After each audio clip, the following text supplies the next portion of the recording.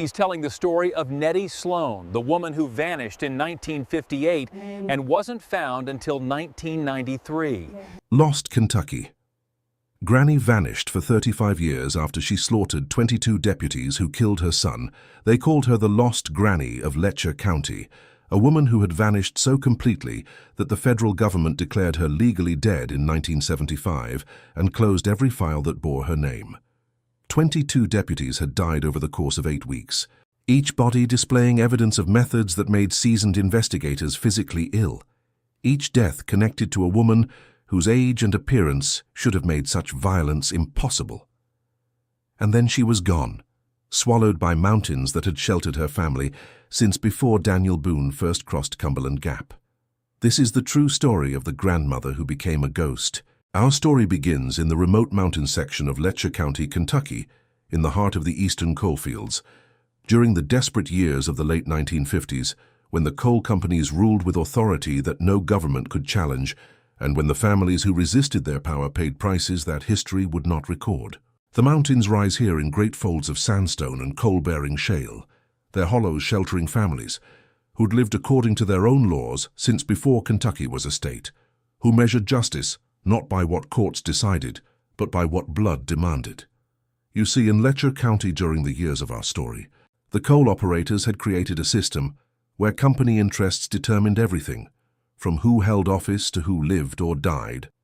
The deputies who enforced company wore badges purchased with company money, served warrants issued by company judges, broke families whose independence interfered with profits that the operators intended to extract. So family that defied the companies, that refused to sell mineral rights, that organized against unsafe conditions, that spoke when silence was demanded, could find itself facing consequences that the civilized world pretended did not exist in America.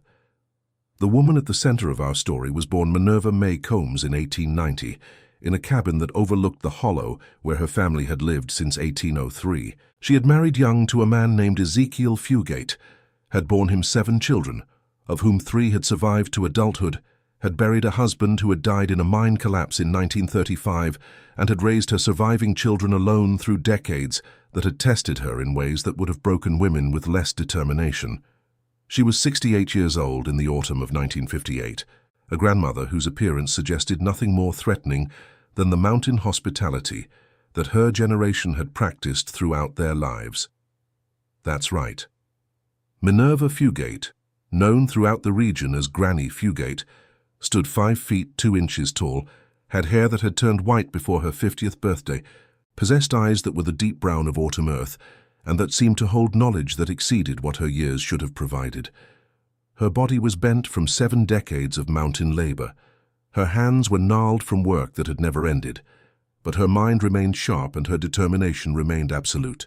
She had learned things from her mother that the modern world had forgotten, knowledge that had been passed from mother to daughter since the family had first arrived in these mountains over a century and a half before.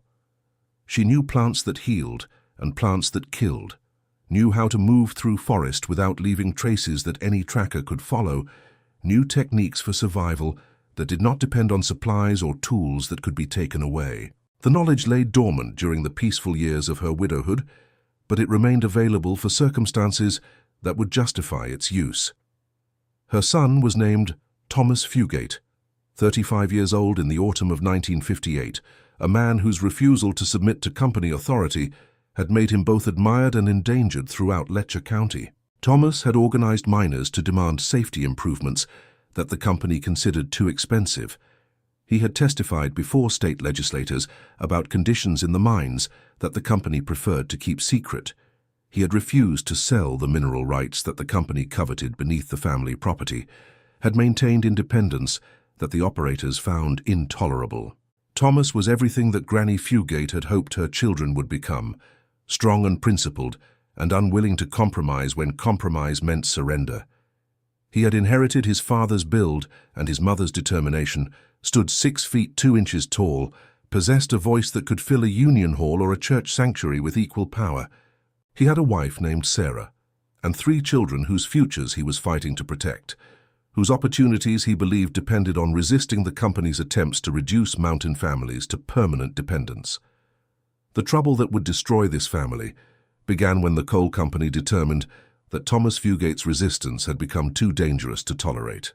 His organizing had begun to produce results: safety committees that the company had been forced to acknowledge, wage negotiations that had extracted concessions, political pressure that threatened the company's control of county government. The operators decided that an example needed to be made, that Thomas's destruction would discourage others from following the path he had blazed. The sheriff of Letcher County was a man named Vernon Crawford, whose position had been purchased by the coal company specifically to address problems like Thomas Fugate. Crawford had developed a reputation for methods that exceeded what legitimate law enforcement would employ, had broken other families through techniques that courts had refused to examine and that newspapers had declined to report. Crawford had been given a mandate: eliminate Thomas Fugate in a way that would be visible enough to discourage imitators, but deniable enough to prevent legal consequences. The sheriff had spent months planning an operation that would accomplish both objectives, had assembled a force of 22 deputies whose loyalty to company interests exceeded any commitment to law or justice. The raid came on the night of October 15, 1958. Crawford led his deputies up the hollow with equipment that suggested intentions beyond mere enforcement. They carried chains and rope, carried tools that had no legitimate law enforcement purpose, carried the confidence of men who believed their authority was absolute and their actions beyond consequence. Granny Fugate was not home when the deputies arrived. She had traveled to Whitesburg that morning to purchase medicine that Thomas's youngest child required, a trip that the company had known about because informants monitored every movement the family made. The timing of the raid had been calculated to ensure her absence, to prevent complications that her presence might have created. Sarah, Thomas's wife, had taken the children to her mother's home earlier that day, a precaution that Thomas had insisted upon after receiving warnings that something was coming. The warnings had been vague but persistent, had convinced him that his family should be elsewhere while he faced whatever the company had planned. He had expected arrest, had prepared for legal battle, had not imagined what Crawford actually intended. Thomas met the deputies at the boundary of his property, a man whose courage did not permit him to hide from confrontation, regardless of what that confrontation might bring. He stood alone against 22 men, his hands empty and raised to show he carried no weapon, his voice steady as he asked what charges justified this show of force. "You're under arrest for inciting violence against company property," Crawford announced, the charges fabricated as every other legal pretense the company employed. "You can come peacefully, or we can do this the hard way. The choice is yours." Thomas chose to come peacefully. He believed that legal process, however corrupted, still offered better outcomes than violent resistance that would give the company justification for whatever they wanted to do. He allowed the deputies to handcuff him, allowed them to lead him toward vehicles that would transport him to whatever fate Crawford had planned. He did not resist when they pushed him into the back of a truck, did not struggle when they drove him away from the property where he had been born and where he had expected to die as an old man surrounded by grandchildren. They did not take Thomas to the county jail. They took him instead to a clearing deep in the forest, a location that Crawford had selected weeks before for purposes that had nothing to do with legal process. The clearing contained equipment that the deputies had positioned earlier that day: chains attached to trees, a fire pit that had been prepared but not yet lit, tools whose purposes Thomas understood the moment he saw them. "The company wants you to understand something," Crawford said as deputies dragged Thomas from the truck and positioned him in the center of the clearing. "They want you to understand that organizing against their interests has consequences. They want everyone who might follow your example to understand what those consequences are. You're going to help us deliver that message." What Crawford and his deputies did to Thomas Fugate over the following 12 hours would be detailed in journals that would not be discovered for 35 years. The death was not quick. It was designed to be slow, designed to produce suffering that matched the inconvenience that Thomas's organizing had caused the company. They began with his hands, the hands that had signed union documents and had shaken the hands of miners who trusted him. They broke each finger individually, snapped the bones at angles that produced screams Thomas could not contain, despite his determination to deny them the satisfaction. They took their time with the hands, made certain that each fracture was felt fully before proceeding to the next. "These hands signed papers that cost the company money," Crawford said as the breaking continued. "These hands organized men who should have stayed obedient. Let's see how well these hands work now." They moved to his arms next, to wrists and elbows that had swung tools and had embraced his children. The breaking was systematic, methodical, conducted with attention to detail that suggested they had done this before, or had studied methods that others had developed. Thomas's arms were rendered useless within the first hour, hung at angles that the human skeleton was not designed to accommodate. They beat him first, fists and boots and clubs producing damage that would have killed a weaker man, but that Thomas's strength allowed him to survive. The beating was not random. It was targeted at areas that would produce maximum pain without causing death that would have ended the session prematurely. His ribs cracked but did not puncture lungs. His face swelled, but his airway remained clear. His body absorbed punishment that seemed designed to test the limits of what flesh could endure. They broke bones systematically, starting with fingers and progressing to larger structures, ensuring that he experienced each fracture fully before moving to the next. By the third hour, Thomas could no longer stand, could no longer support himself in any position, lay in chains that held him upright despite a body that had lost the ability to hold itself. They burned him with brands heated in the fire they had prepared, produced wounds that would have been visible to anyone who discovered his body, that would serve as warning to anyone who might have considered following his example. The brands bore symbols that the coal company used to mark its property, the same symbols that appeared on equipment and buildings throughout Letcher County. Thomas Fugate was being marked as property, was being claimed by the company that had ordered his destruction. The burning continued for hours, was applied to areas of his body that would maximize both pain and visibility. His chest bore the most marks, a canvas of wounds that told the story of the company's revenge. His back bore additional brands, wounds he could not see but could feel with intensity that his screams documented. They cut him with precision that suggested practice, removed portions of his body that the human frame could survive without, extended his existence so that his suffering could be extended. The cutting was performed by a deputy who had been a butcher before joining the sheriff's department, who brought professional skill to work that required such skill to accomplish properly. Thomas lost pieces of himself that the night would not return, sacrificed portions of his body to men whose cruelty exceeded anything he had imagined when he had chosen to fight for miners' rights. Through it all, Thomas did not beg. He screamed when the pain exceeded what silence could contain, but he did not beg for mercy that he knew would not be granted. He had understood from the moment the chains were attached that he would not leave this clearing alive, had accepted his death while refusing to accept the surrender that his killers wanted to witness. He spoke his wife's name and his children's names, maintained connections to love that the torture was designed to destroy. "Sarah," he said through lips that the beating had split. "Sarah, I love you. Tell the children their daddy loved them. Tell them I didn't give in." He spoke his mother's name as the end approached, called for the woman who had raised him, who had taught him the principles that had brought him to this clearing. "Mama," he said, the word emerging through damage that should have made speech impossible. "Tell Mama I didn't give in.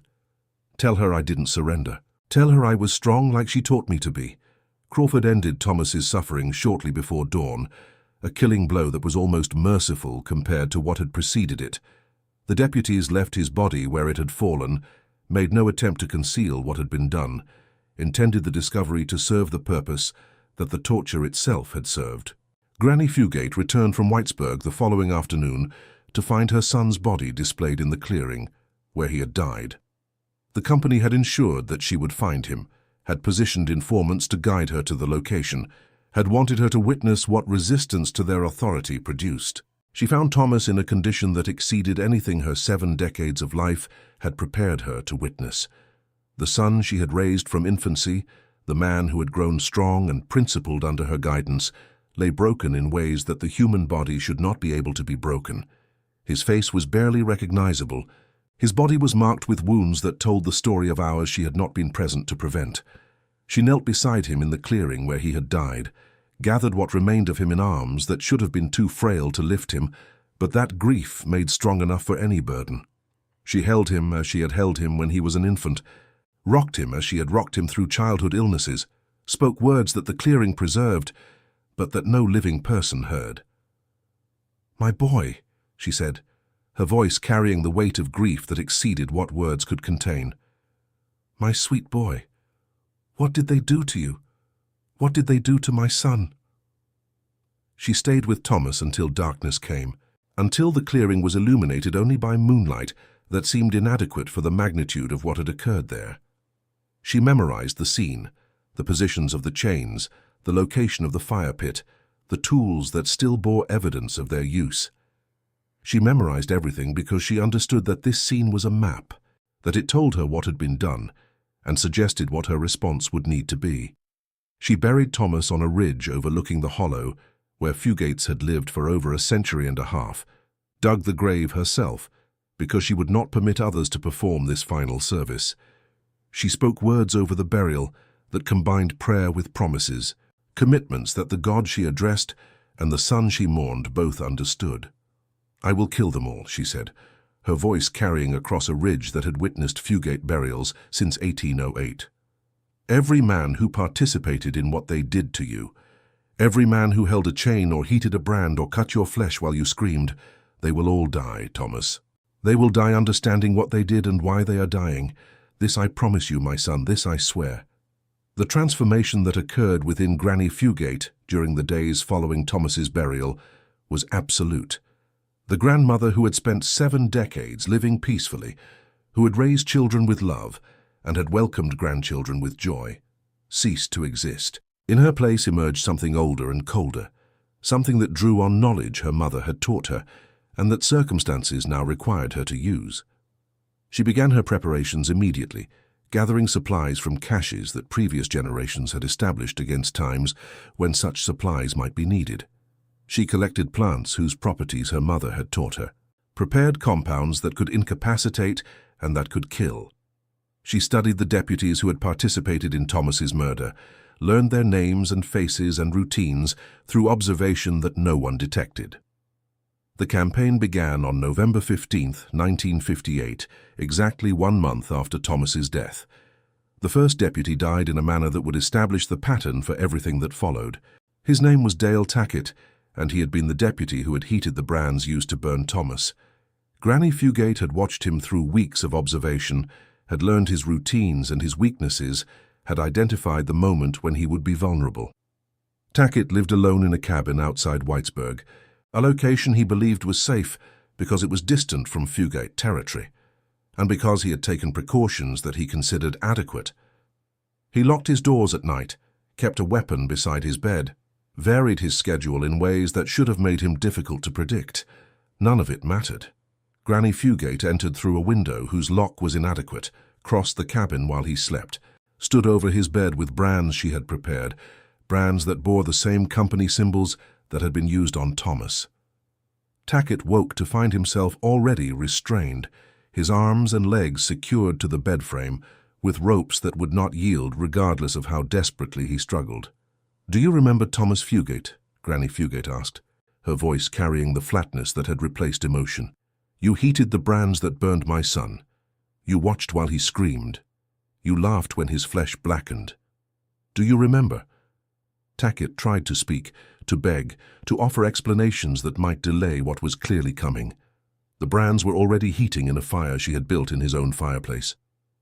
His death was found to match the method he had employed, burns covering his body, wounds that suggested hours of application, suffering that the condition of his remains could only partially document. She had applied the brands methodically, had covered his chest and back and arms with marks that replicated what Thomas had endured. She had taken her time, had ensured that Tackett experienced fully what he had helped inflict. On his chest, carved into flesh that had ceased to bleed, were the words, "For Thomas Fugate, you burned my son." The investigation that followed produced nothing useful. The murder had been conducted with skill that exceeded anything local law enforcement had encountered, had left no evidence that could identify the perpetrator.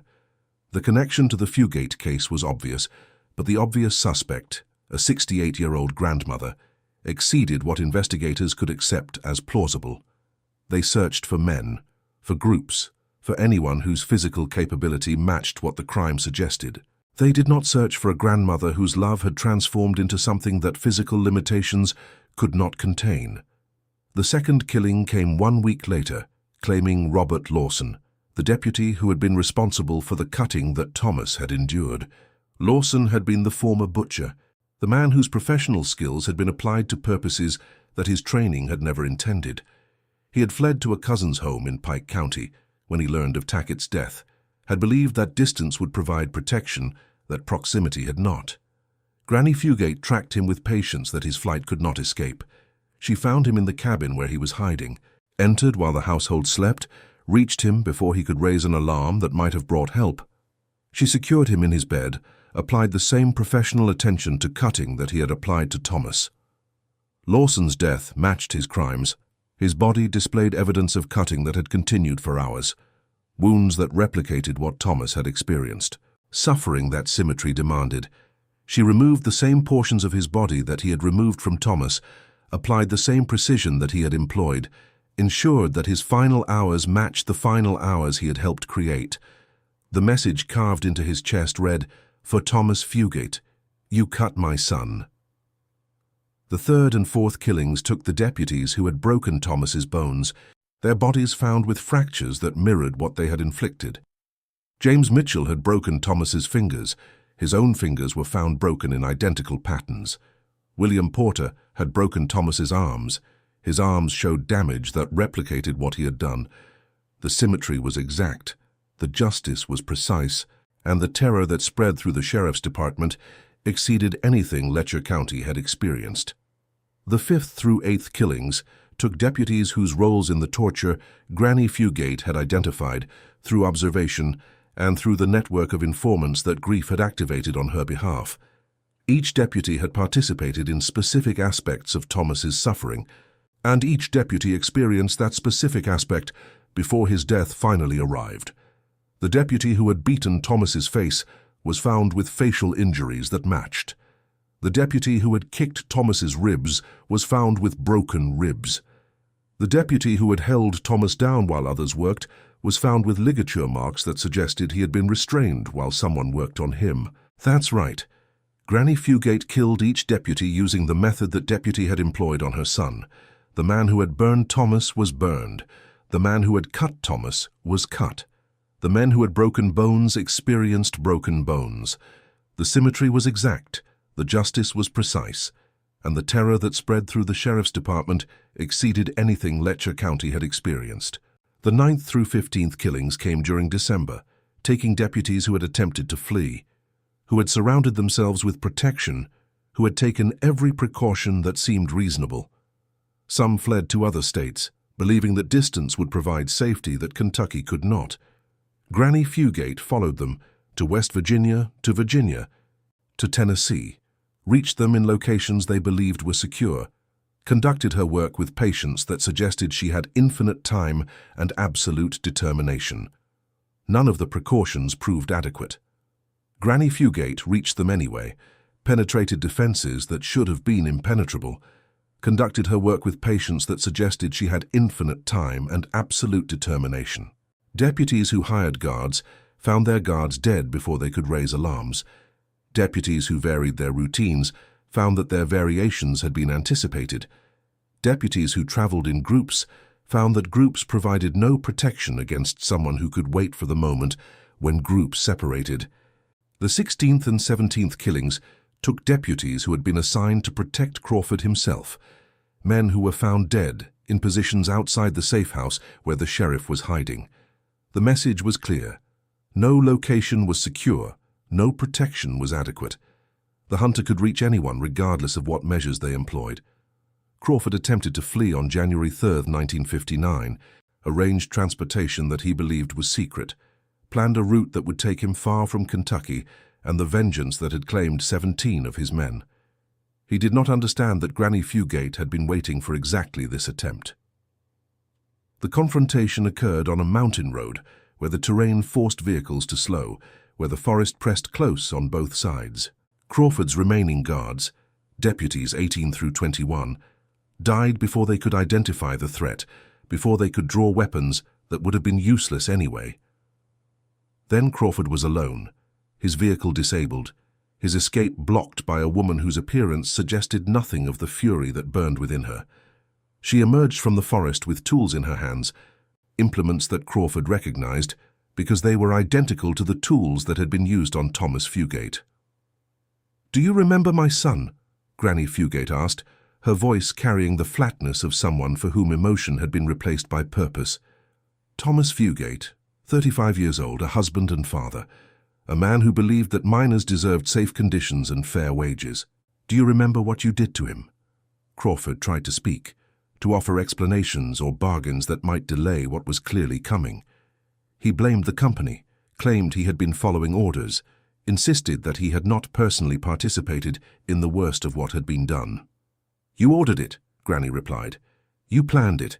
You watched while my son screamed for 12 hours. You ended his life when you decided his suffering had been sufficient. Now you experience what you inflicted. Now you understand what my boy experienced." What Granny Fugate did to Vernon Crawford over the following 36 hours exceeded what she had done to any of the others. She employed every method that had been used on Thomas: the beating, the burning, the breaking, the cutting, applied them in sequences that she had memorized from the scene where she had found her son's body. She ensured that Crawford experienced everything that Thomas had experienced, that his suffering matched and exceeded what he had ordered. "My son called for me while he was dying," she told Crawford during the final hours of his existence. "He said, 'Mama,' while you were killing him. He wanted me to know that he hadn't surrendered. He wanted me to be proud of him. I was proud, I am proud. And now you die knowing that his mother answered what you did." Crawford's body was found 5 days after his disappearance, positioned in a location that ensured discovery, displaying evidence of every method that had been used on Thomas Fugate. The message carved into his chest was longer than the others. "Vernon Crawford. He tortured my son for 12 hours. He experienced 36 hours. For Thomas." The final deputy, number 22, was a man named Thomas Whitaker, who had fled to West Virginia when Crawford died. Granny Fugate tracked him across state lines with patience that his flight could not escape, found him in a cabin where he had gone to hide, introduced him to consequences that required 3 days to fully deliver. 22 deputies killed over 8 weeks by a woman who was 68 years old. Each had died by methods that matched what they had done to Thomas Fugate. Each had understood before death claimed them exactly why they were dying and who had sent them to that death. The campaign was complete, and the grandmother who had accomplished it vanished. Granny Fugate disappeared into mountains that had sheltered her family for over a century and a half, into terrain that she knew better than any living person. The search that followed was the most intensive in Kentucky history, deployed resources that exceeded anything previously assembled for a single fugitive. They found nothing. Granny Fugate had become a ghost, and ghosts do not leave trails that dogs can follow. She found a location that no search would discover, a hollow so remote that even the families who lived in adjacent hollows did not know of its existence. Her grandfather had discovered this hollow in 1838, had kept its location secret even from most of his family, had passed the knowledge to descendants who could be trusted to preserve its secrecy. The hollow was accessible only through a passage that appeared impassable, required knowledge that only those who had been shown could possess. The hollow was approximately 2 miles long and half a mile wide, enclosed by ridges that rose steeply on all sides. A creek ran through its center, fed by springs that flowed year-round regardless of drought. The floor of the hollow was covered with forest that had grown undisturbed since before Europeans arrived, trees whose size suggested centuries of growth uninterrupted by any human activity. She built a cabin against a rock face that provided one wall and protection from weather that might otherwise have made the location uninhabitable. The construction occupied her first year, gave purpose to days that might otherwise have been consumed by grief that her campaign had delayed but not eliminated. She built with techniques her father had taught her, created a structure that would last through decades of occupation. The cabin was small but adequate, approximately 10 feet by 12 feet, a single room that contained everything she needed and nothing that served no purpose. She built a fireplace from stones gathered from the creek, constructed a chimney that vented smoke through fissures in the rock face that dispersed it before it could be visible from any distance. She built furniture from timber that the hollow provided, created a bed and a table and chairs that were crude but functional. She constructed additional structures over the years that followed: a smokehouse for preserving meat, a root cellar dug into the hillside for storing vegetables through winter, a shed for tools and supplies that accumulation would require. The hollow became a homestead, a place of permanence that her isolation required and that her labor provided.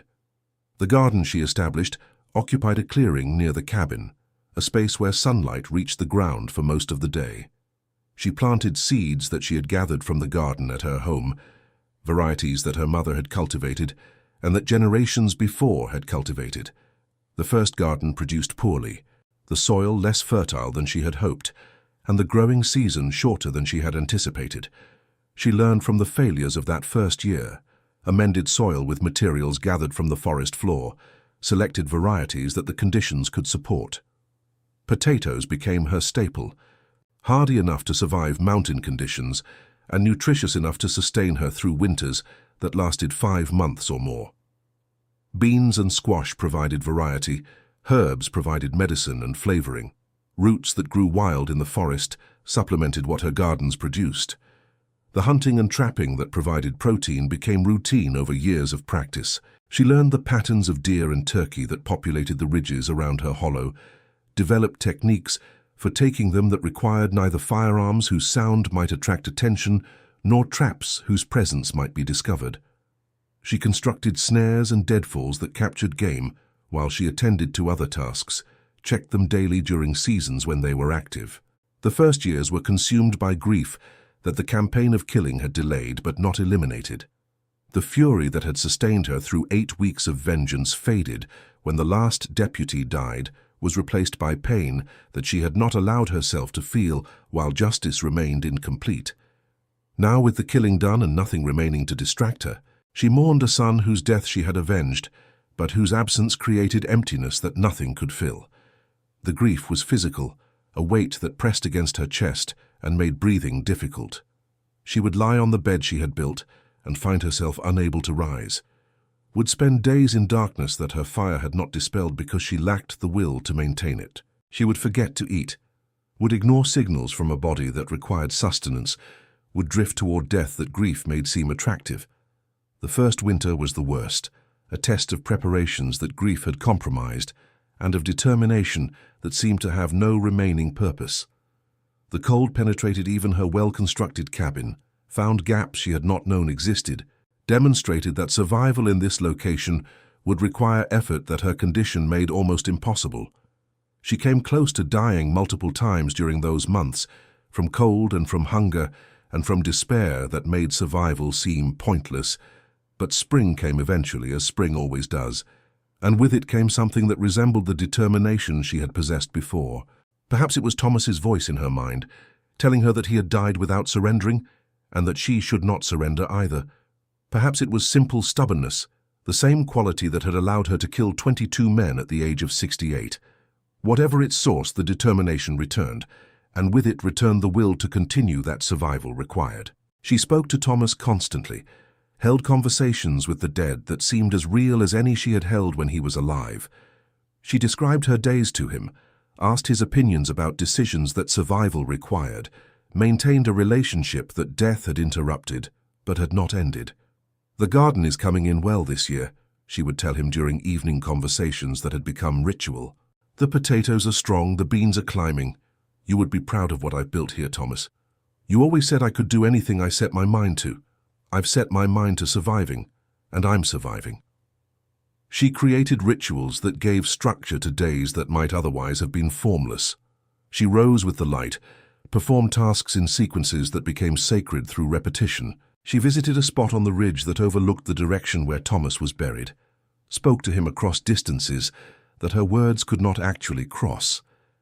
She ended each day with prayers that combined the Christianity of her upbringing with older beliefs that her mother had preserved. "I killed them all," she told Thomas during one of these conversations, years into her isolation. "Every man who participated in what they did to you. They died the same way they made you suffer, Crawford died over 36 hours, 3 times what you endured. They understood what they had done before they died. I kept my promise, Thomas. Your mother kept her promise.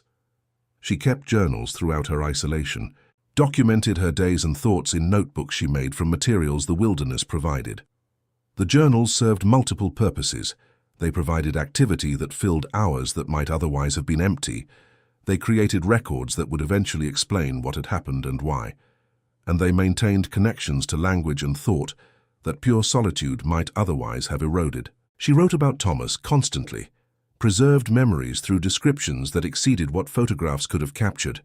She wrote about his childhood, about the man he had become, about the principles that had made him dangerous to men whose interests required that such principles be destroyed. She kept him alive in ways that memory alone could not accomplish. Thomas would be 50 years old today, she wrote in an entry from 1973, 15 years into her isolation. He would have grey in his hair by now, would have watched his children grow to adulthood, would have held grandchildren in arms that had held his own children. He would have continued fighting for what he believed in, would have continued organizing and speaking and demanding justice that the powerful did not want to provide. He would have been everything I always knew he would be. Instead, he has been in the ground for 15 years, and I have been in this hollow, and the world has continued as though he never existed. But I remember, I will always remember. The decades accumulated with rhythms that the seasons provided. She watched the world change from vantage points that allowed observation without detection. She saw aircraft become common in skies that had been empty when her isolation began. She heard sounds of machinery that penetrated even her remote location, chainsaws in forests that had once known only axes, trucks on roads that had once carried only wagons. She observed a world moving forward while she remained anchored to a night in October when everything that mattered had been taken from her. She learned through networks that even her isolation could not completely sever that Sarah and the children had survived, had rebuilt lives that Thomas's death had threatened to destroy. The information came through channels that previous generations had established, through family members who knew of her hollow's existence and who visited when security permitted. She learned that grandchildren had been born, that great-grandchildren now existed, that the family Thomas had died to protect continued despite the loss of the man who had protected them. The knowledge sustained her through years when sustenance was difficult to find. Thomas's line continued. His sacrifice had not been in vain. The children he had loved had grown to adulthood, had married, had produced children of their own. The future he had fought to protect had arrived, even though he had not been present to witness it. By the early 1990s, Granny Fugate was in her 90s, had survived alone in the wilderness for over 3 decades, had maintained her existence through capabilities that most people would have found impossible. The strength that had allowed her to kill 22 deputies had long since faded, replaced by adaptations that her intelligence devised and that her determination implemented. She knew that her time was ending. The body that had served her through decades of solitary existence was finally surrendering to age that nothing could delay indefinitely. She prepared for death with the same methodical precision she had applied to everything else, ensured that her journals would be found, that the truth she had preserved would eventually reach the world. Granny Fugate died in her cabin on October 15, 1993, exactly 35 years after the night her son was murdered. She was 103 years old, had outlived everyone who might have remembered her except the grandchildren and great-grandchildren who had never known she was alive. She died holding a photograph of Thomas that she had carried since his death, the image worn from decades of handling, but still recognizable as the son she had loved and avenged. Her body was found 6 months later, in April of 1994, by surveyors who had ventured into the hollow while mapping terrain for a conservation project. They discovered the cabin she had built, the evidence of 35 years of solitary existence, the journals that documented everything, Thomas's murder, the deaths of 22 deputies, the decades of isolation that had followed. The journals were initially treated with skepticism by authorities who could not accept what they described. But investigators who examined the details found correspondence with cold cases that had been unsolved for over 3 decades. The victims matched. The methods matched. The timeline matched. Everything Granny Fugate had written was confirmed by evidence that she could not have known unless she had been present when the events occurred. The revelation produced headlines across the country. The story combined elements that fascinated the public: maternal vengeance, impossible survival, cold cases solved after 3 decades, and a woman who had lived alone in a hidden hollow for 35 years, while the world assumed she was dead. Investigators who examined the historical records discovered evidence that supported Granny Fugate's account of what had been done to her son. Documents were found that confirmed the coal company's involvement, that confirmed Crawford had been paid to eliminate labor organizers, that Thomas Fugate's murder had been ordered rather than spontaneous. The corruption that had killed him was exposed alongside the vengeance it had provoked.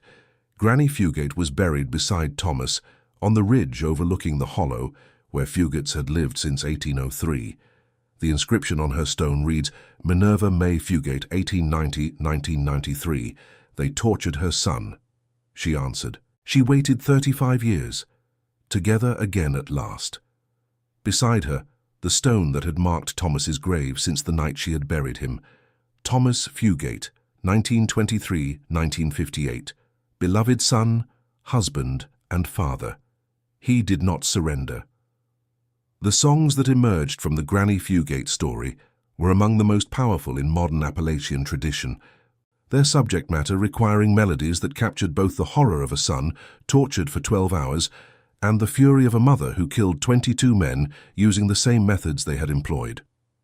The first verse described Thomas before the raid, the organizer who had fought for miners' safety, the son who had been everything a mother could hope for.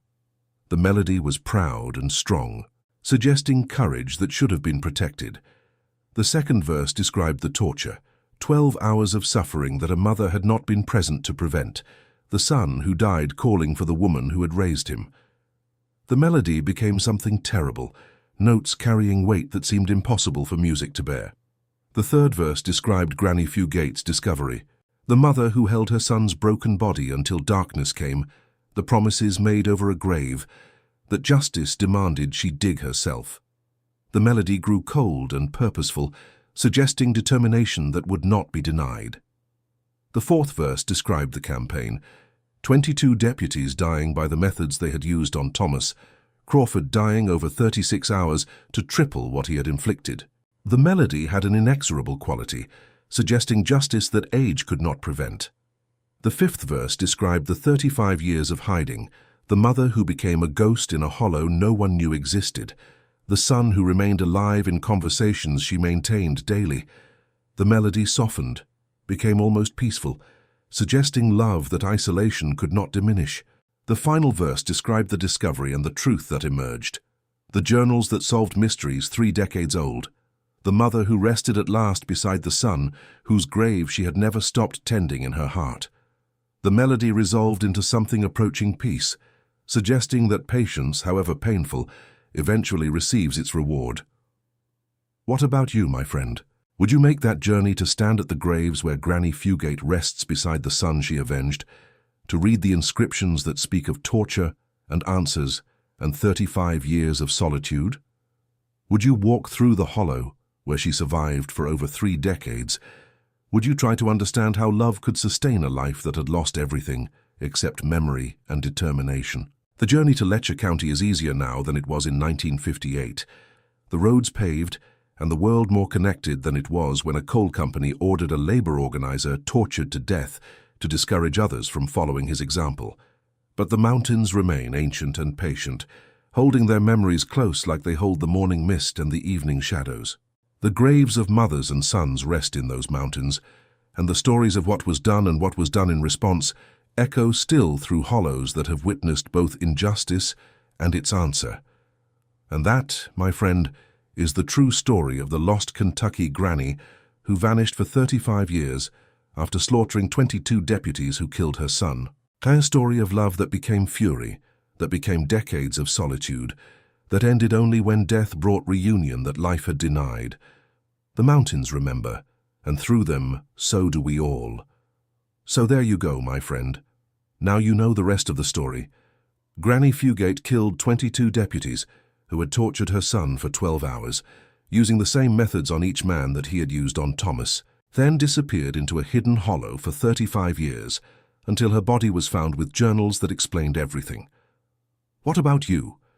If deputies tortured your son for 12 hours while you were away and left his body for you to find, could you kill 22 men using the same methods they had employed? Could you survive alone in a hidden hollow for 35 years, sustained only by conversations with a son who existed only in your memory? The mountains don't answer such questions. They simply endure, keeping their secrets and their dead. And some mothers love their sons so completely that 35 years of isolation is merely the space between murder and reunion. Thanks for listening to this story. And as always, remember that the hills have eyes and the hollows have memories. Be careful what you do in these mountains, because the mountains never forget, and neither do the grannies who call them home.